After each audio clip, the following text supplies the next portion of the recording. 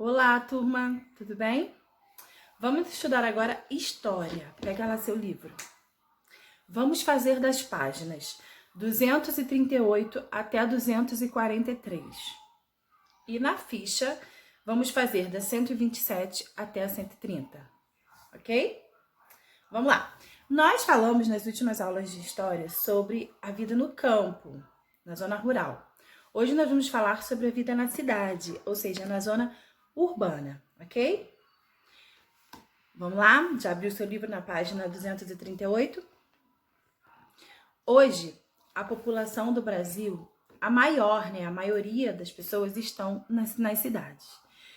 Muitas vieram do campo para a cidade em busca, como a gente já falou, por uma vida melhor, por um emprego, por um estudo, por mais lazer, Porque a vida na cidade, ela acaba tendo mais coisas, mais atrativos do que a vida no campo. A vida no campo é uma vida mais calma e tranquila. Então, muitas pessoas vieram do campo para a cidade, para ter uma vida melhor. Essa vinda do campo para a cidade se chama êxodo rural. Diz assim aí, Quer ver? Hoje, a população do Brasil é, na sua maioria, urbana, ou seja, moram nas cidades. E é nas grandes cidades que mora a maioria das pessoas. Muitas delas vieram da zona rural, principalmente da região do Nordeste, para fugir de secas e de falta de trabalho. O movimento de sair do campo e ir para as cidades é conhecido como êxodo rural. Então, uma pessoa que sai do campo e vem morar na cidade, isso se chama êxodo rural. As pessoas vão para a cidade em busca de melhores oportunidades de emprego, estudo, saúde, lazer, Coisas que às vezes o campo, lá onde ela mora, não proporcionam essas coisas.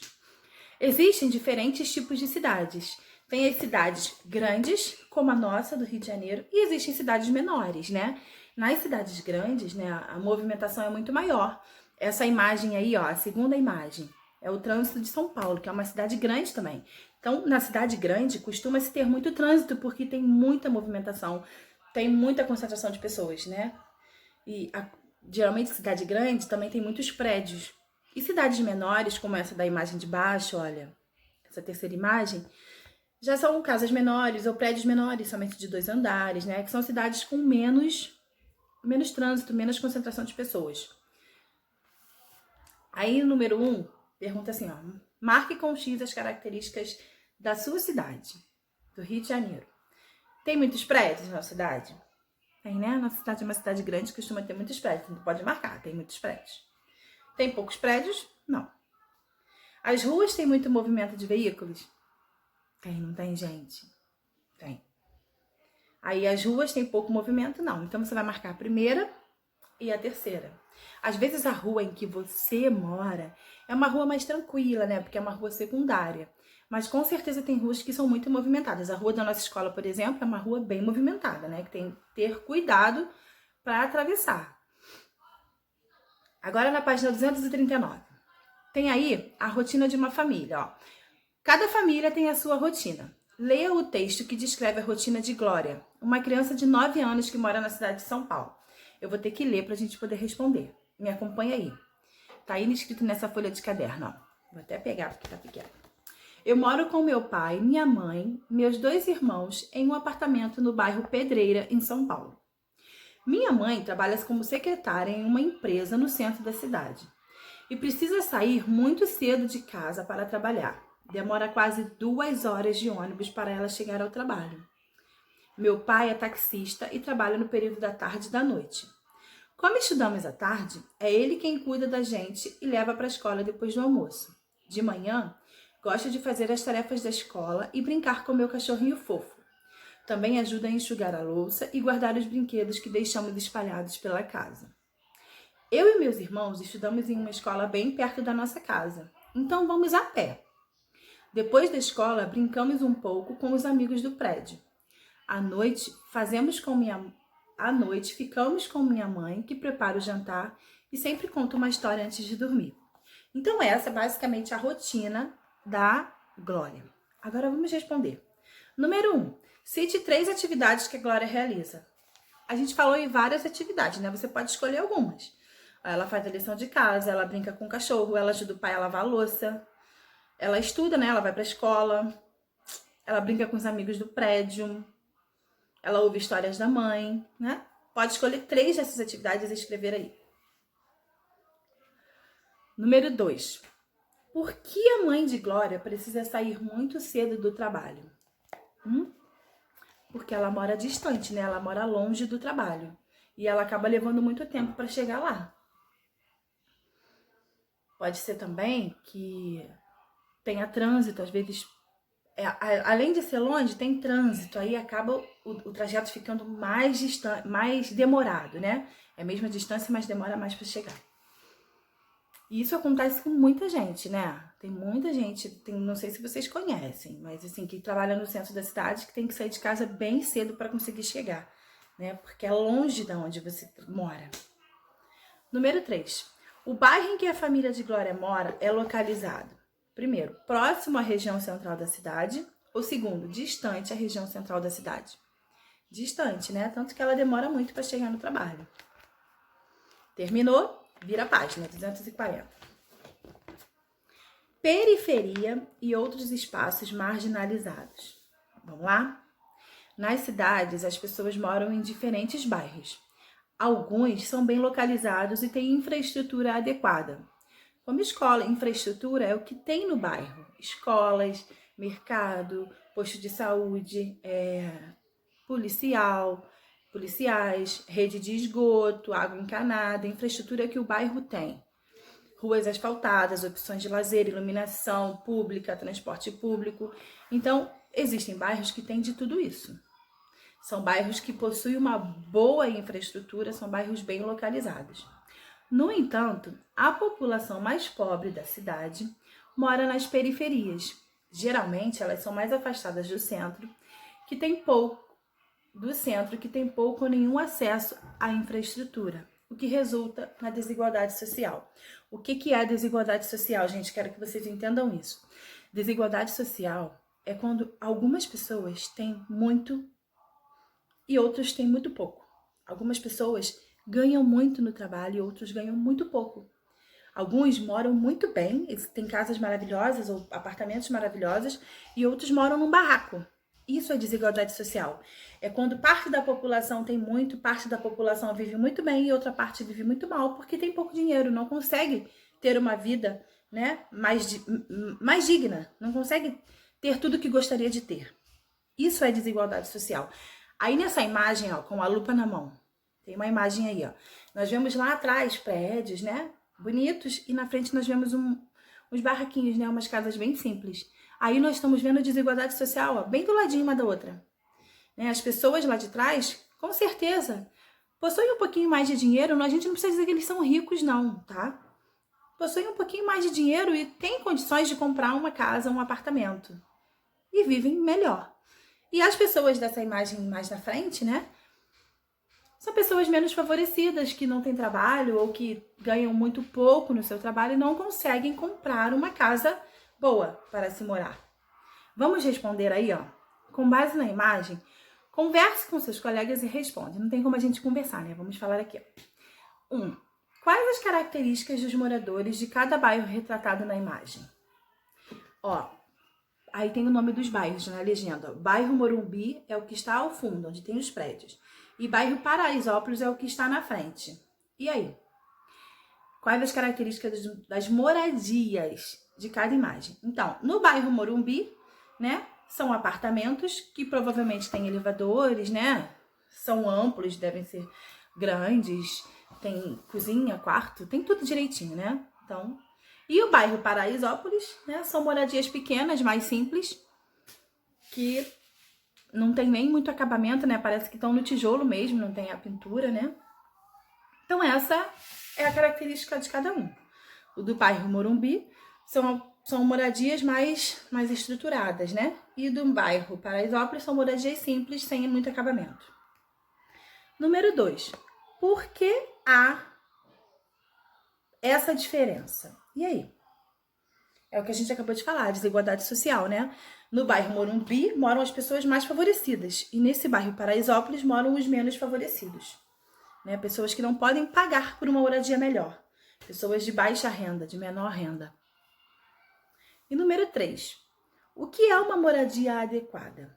Aí você vai escrever o que você acha que é uma moradia adequada, entendeu? Para mim, uma moradia adequada é uma moradia que me dê segurança. Porque a nossa casa é o lugar onde a gente se sente mais seguro, não é isso, gente? A gente tá na rua, às vezes a gente tá com medo de alguém chegar, de alguém... Quando eu tô na minha casa, eu me sinto segura, temporal. Eu não suporto estar na rua quando tá tendo um temporal. Eu gosto de estar dentro da minha casa. Porque na minha casa é o lugar que eu tenho maior segurança, onde eu tô guardada. Então eu acho o que é uma moradia adequada. É uma moradia que me passe segurança, que me dê segurança, né? E onde eu tenha tudo que eu preciso. Eu tenho um banheiro, uma cozinha, uma sala, um quarto, né? Tudo que a gente precisa para viver bem. Aí você responde aí o que você acha que é uma moradia adequada. Respondeu? Agora vamos continuar. Dá pause, tá? Se vocês tiverem que para vocês responderem. Página 241. Diz assim, ó. A chegada de uma grande quantidade de pessoas a outros lugares fez com que cidades como Rio de Janeiro, São Paulo, Salvador, Fortaleza, entre outras, crescessem sem planejamento para oferecer moradias adequadas aos novos moradores. Muitas pessoas chegaram à cidade à procura de um lugar para viver e, sem condições de morar em bairros mais nobres e centrais, deslocaram-se para terrenos desocupados, morros ou bairros da periferia. Lá construíram moradias improvisadas. Essas moradias improvisadas, às vezes, são pessoas que vêm de fora tentar a vida, só que chega aqui as coisas não são fáceis. Então, eles precisam de um lugar para morar, aí arranjam um terreno desocupado, um espaço, vai lá e constrói a sua casinha, né? Que chamam de barracos, né? Aquela construção bem improvisada, sem nenhuma segurança. Aí embaixo, a trem da história, fala sobre a primeira comunidade, ó. As comunidades onde se localizam moradias simples e improvisadas ficaram conhecidas popularmente como favelas. A primeira favela do Brasil surgiu por volta de 1897, no Rio de Janeiro, quando um grupo de soldados vindos da Guerra dos Canudos da Bahia, sem ter onde morar, ocupou o Morro da Providência, que na época ficou conhecido como Morro da Favela. Lá foram construídas moradias com os materiais que haviam disponíveis, ou seja, eles não tinham dinheiro para comprar, então eles construíram com o que eles encontravam, com o que tinha disponível. Lata, papelão, madeira. O número de moradores aumentou quando, entre 1903 e 1904, o centro da cidade passou por reformas, que demoliram as moradias populares do local para construir grandes prédios e avenidas. Sem opção para onde ir, a população que foi expulsa do centro também passou a ocupar os morros da cidade. Hoje, no Rio de Janeiro, tem mais de 700 morros ocupados pela população. Aí você vê aí nessa imagem, tá vendo? São casas simples, né? Casas sem muito acabamento. São as casas que geralmente nós vemos nos morros. Virou, página 242. Falta de moradia. Hoje, para morar nas periferias e nos morros, é preciso pagar aluguel ou comprar um pequeno terreno para construir sua casa quando houver possibilidade. São muitas as dificuldades, porque há pessoas que compram locais não autorizados e não conseguem pagar a prestação do terreno. É muito difícil, né, gente? Uma pessoa que fica sem moradia, para ela conseguir se estabelecer, não é fácil. Né? A pessoa que não tem emprego, como é que ela vai comprar um lugar, comprar uma casa, comprar um terreno? Então, a pessoa acaba fazendo coisas que não são autorizadas, irregulares, construindo em qualquer lugar. Às vezes acontece aí um desastre, um desmoronamento. Muitas vezes essas casas estão construídas em locais que não deveria se construir, porque é perigoso. Mas a pessoa sem opção, ela acaba construindo ali, porque ela precisa morar em algum lugar. É muito comum a população da região, né, realizar mutirões. Mutirões, vocês viram isso no segundo ano. O trabalho trabalho voluntário. É um trabalho que a gente faz sem receber nada em troca. A gente faz para ajudar o próximo mesmo. Né? Então, acontece muito, às vezes, de pessoas se reunirem, se juntarem para construir casas, moradias para quem não possui, para quem não tem como construir, né? E quando pessoas se juntam porque querem, por vontade própria, né? É um trabalho voluntário, isso se chama mutirão. É se juntar para fazer algo em prol do outro sem receber nada em troca. Ainda assim, há pessoas que não têm moradia alguma. Desempregados vivem nas ruas e fazem de viadutos e marquises seu abrigo. Infelizmente, uma cena comum nas grandes cidades. Isso acontece muito, né, gente? Tem muita gente que não tem a sua casa, não tem a sua moradia, não tem condições de pagar por ela, não tem trabalho e acabam morando nas ruas, debaixo de viadutos, dormem debaixo de marquises, né, de lojas. A gente vê muito isso nas ruas, né, infelizmente. Aí embaixo, ó, para saber mais. Moradia para todos. A moradia é um direito de todos os brasileiros e está previsto na lei. Para lutar por esse direito, surgiram movimentos de moradia e sem teto. Em São Paulo, esses movimentos sociais existem desde os anos de 1980, quando o problema das moradias aumentou significativamente. Eles são formados por pessoas que não conseguem pagar aluguel. São moradores de rua, desempregados, entre outros, e que lutam por uma cidade mais justa e com moradia para todos. Todos querem uma moradia, né? Uma moradia digna está na lei para todo mundo, mas infelizmente nem todos conseguem. E por isso fazem esses movimentos em busca da moradia para todos. A desigualdade social é algo muito presente, infelizmente, na nossa sociedade. Na página 243 tem aí, ó. Vocês vão fazer, tá? Vocês podem fazer sozinhos, porque é bem facinho. Vocês vão ler esse texto, observar as imagens e marcar o X aí onde tem que marcar, tá? De acordo com o poema em cima. E depois vai fazer na ficha as páginas, das páginas 127 até 130, ok? Qualquer coisa me manda mensagem lá que eu tiro dúvida. Tchau. Beijo.